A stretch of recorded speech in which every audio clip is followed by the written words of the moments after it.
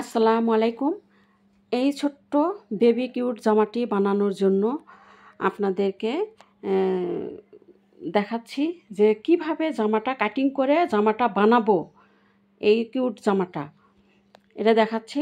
প্রথমে আমি গলাটা কেটে নিলাম। গলাটা কেটে নিয়ে তারপর আপনি নিচের অংশে একটু আনা কাটলাম। আর এটার ঝুল নিয়েছি আপনার 7 ইঞ্চি। ঝুল 7 ইঞ্চি। আর হচ্ছে যে পাতালে আপনার বডির মাপ আপনার 12 ইঞ্চি। বডির মাপ 12 ইঞ্চি, হ্যাঁ, দিয়ে আর এই জামার ঝুল হচ্ছে আপনার 11 না 12-13 ইঞ্চি ঝুল এই জামার। রেডি হওয়ার পরে সেটা আপনাদেরকে দেখিয়ে দেবো অবশ্যই জামাটার ঝুল কত হলো। তো এই যে জামার প্রথমে গলাটা কেটে নিয়ে হাতার কাপড় কেটে নিয়ে বোতাম যে লাগাবো এই ইয়েতে সেটাও আপনাদেরকে দেখিয়ে দিলাম যে কীভাবে বোতামের ঘরের কাপড়টা কেটে নিয়ে মানে সেলাই করে নিলাম, সেটাও দেখিয়ে দিচ্ছি। আচ্ছা, তারপর এখন আমি হচ্ছে যে ওই সর্বপ্রথমে আপনারা বোতামের ঘাড়া ঠিক করে নিয়ে তারপর যদি পিছনে কোনো বোতাম লাগানো হয় সেটা ঠিক করে নিয়ে তারপরে 2 কাঁধ সেলাই করে সর্বপ্রথমে কাঁধ সেলাই করতে হবে।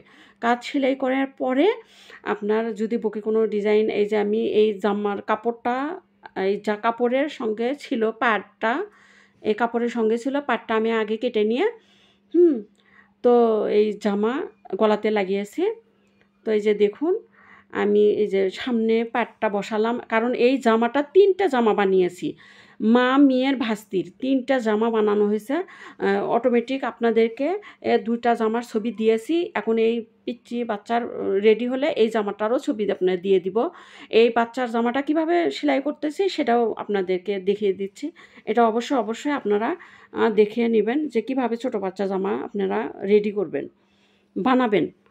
হ্যাঁ, তো এইভাবে তারপর আপনার ওই সামনের ওটা বসে নিয়ে 2 ধার সেলাই করে নিলাম। তারপর আপনার এই ওই ছোটো বাচ্চার বাঁধার সিস্টেমে একটা দড়ি কাপড় দিয়ে বানিয়ে নিলাম।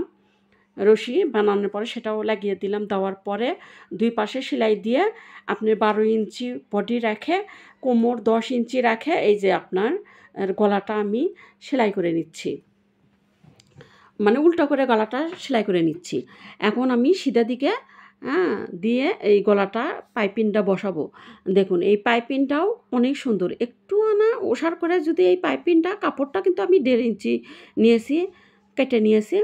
তো এই পাইপিংটা সামনের দিকে একটু বেশি করে দিয়ে যদি মানে এই পাইপিংটা লাগানো যায় অনেক সুন্দর হয়।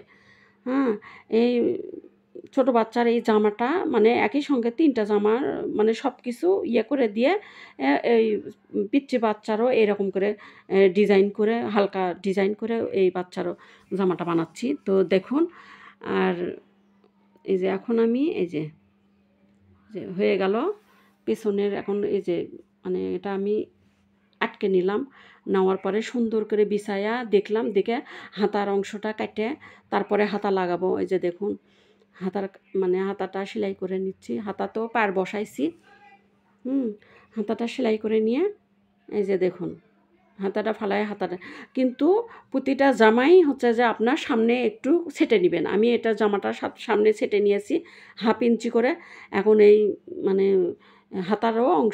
হাতাটা সুন্দর করে করে হাতার সামনেও আমি কাপড়টা কেটে নিয়েছি।